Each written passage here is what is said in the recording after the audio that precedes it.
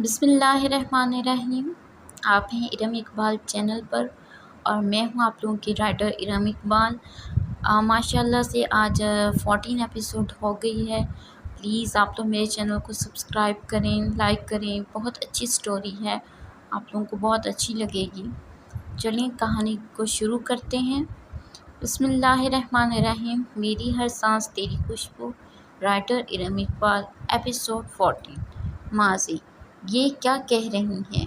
میں تو باقاعدگی سے ٹیکس پے کرتا ہوں۔ مجھے لگتا ہے آپ کو دوبارہ سے چیک کرنا چاہیے۔ دیکھیں آپ اپنا اور میرا وقت ضائع کر رہے ہیں۔ آپ کی فیکٹری کے پچھلے تمام ٹیکس ادا نہیں کیے گئے ہیں۔ انکم ٹیکس والی لڑکی کی بات سن کر زریاب صاحب کو کچھ سمجھ نہیں آ رہی تھی۔ وہ تو باقاعدگی سے فیکٹری کے ٹیکس پے کروا رہے تھے۔ وہ خود جب ٹیکس ادا کرنے آئے تھے تو انہیں جو خبر ملی تھی وہ ان کے لیے کافی پریشان کن تھی۔ انہوں نے پریشانی میں اپنی کن پٹی ملتے ہوئے فیکٹری میں طارق صاحب کو فون کیا، جو کہ ٹیکس ادا کرنے جاتے تھے۔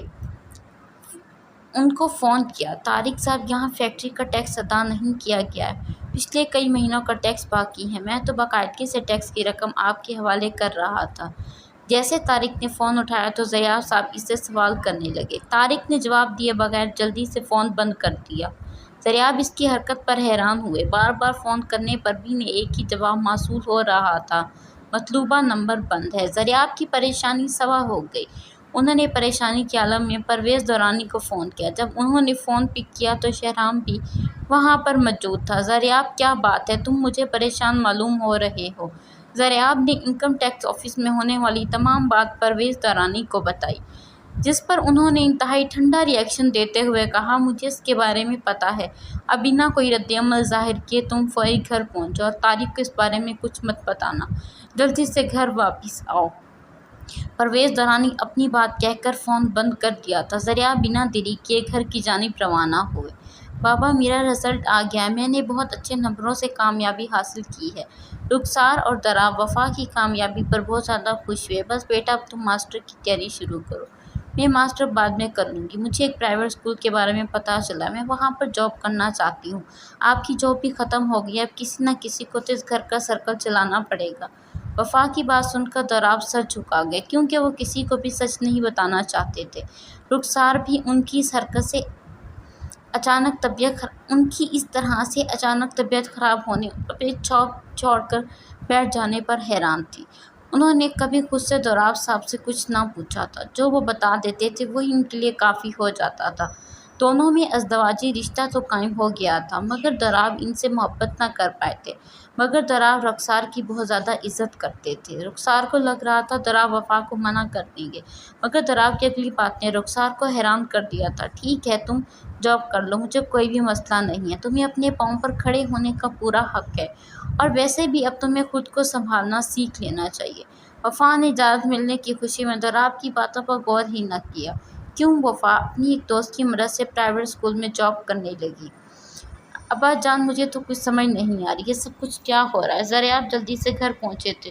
انہوں نے سیدھا پرویز درانی کے کمرے میں جا کر سوال کیا، مجھے اس کے بارے میں ابھی تھوڑی دیر پہلے ہی ریاض خان نے بتایا۔ طارق خرم خان کا بندہ ہے، جو کہ تمہاری فیکٹری میں تمہارا سب سے قریبی آدمی بنا ہوا تھا۔ اس نے تمام پیسے خود ہڑپ کر دیے اور فیکٹری کے ٹیکس ادا نہیں کیے۔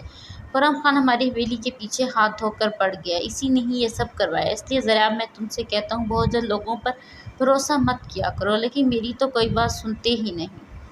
دراب بالکل بھی ایسا۔ پرویز درانی ایک پل کو خاموش ہو گئے۔ کمرے میں موجود شہرام اور زریاب نے پرویز درانی کو حیرانی سے دیکھا، کیونکہ کافی سالوں بعد ان کے منہ سے دراب کا ذکر سنا تھا۔ تمہیں پریشان ہونے کی ضرورت نہیں ہے، فیکٹری کے تمام ٹیکس ریاض خان دے دے گا۔ کوشش کرنا کہ آئندہ کے بعد فیکٹری کی طرف سے کوئی نقصان نہ ہو۔ فیکٹری کے نجی معاملات کے بارے میں تمام ورکرز کو بتانے کی کوئی ضرورت نہیں ہے۔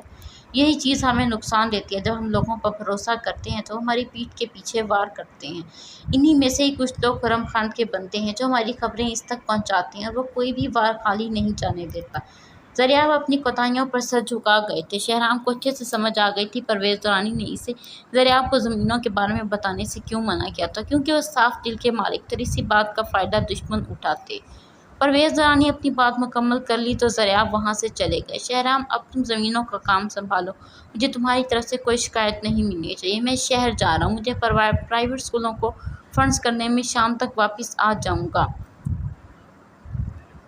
تب تک مجھے کوئی پریشانی مت دینا۔ دادا جان بے فکر ہو جائیں، میں تمام کام اچھے سے سنبھال لوں گا۔ پرویز درانی شہرام کو زمینوں سے متعلق ضروری باتیں سمجھاتے ہوئے خود باہر کی جانب بڑھ گئے، جہاں پر ڈرائیور گاڑی تیار کیے کھڑا تھا۔ جب وہ شہر کے کام کے لیے جاتے تو صرف ایک ہی مخصوص ڈرائیور کو اپنے ساتھ لے کر جاتے۔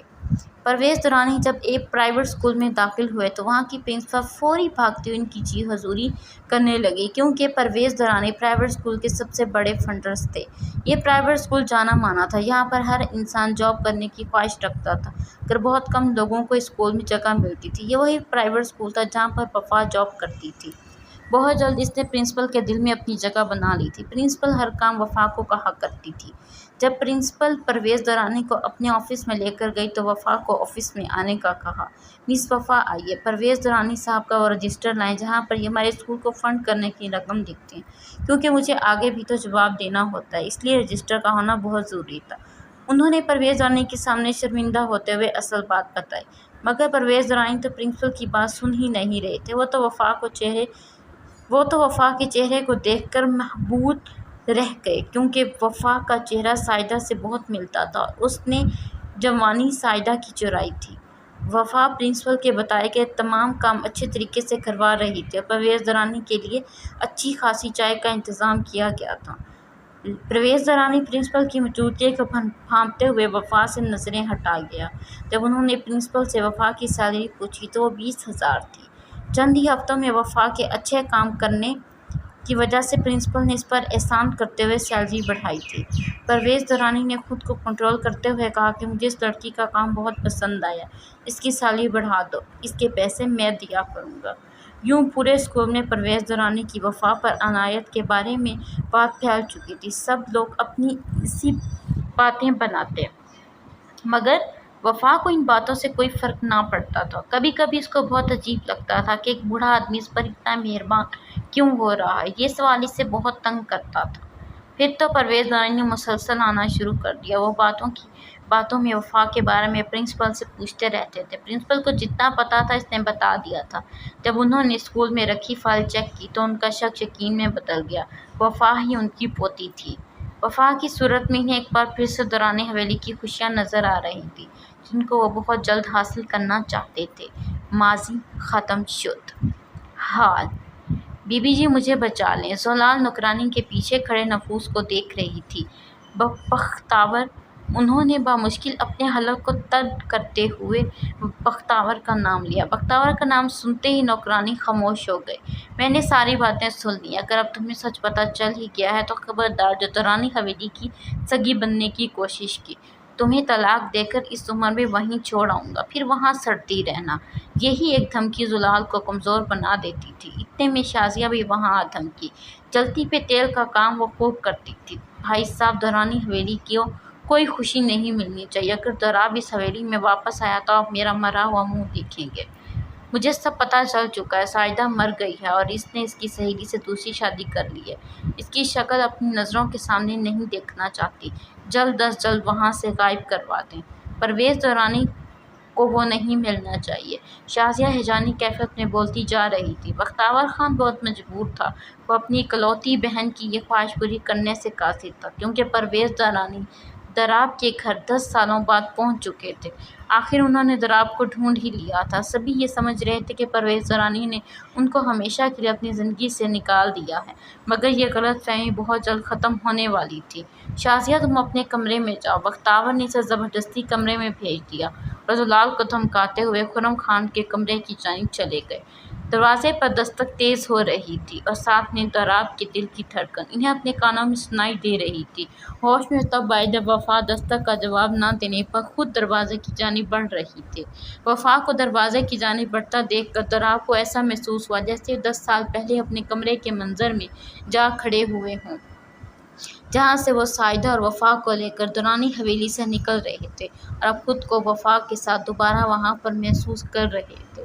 دستک کے انداز سے وہ سمجھ چکے تھے کہ باہر پرویز دورانی کھڑے ہیں۔ وفا جب دروازے کو کھولنے کی غرض سے آگے جانے لگی تو انہوں نے وفا کا ہاتھ مضبوطی سے تھام لیا۔ بابا مجھے جا کر دیکھنے دیں، پتہ نہیں کون ہے جو دروازے کو اس طرح سے بجا رہا ہے۔ نہیں، میں خود جا کر دیکھتا ہوں۔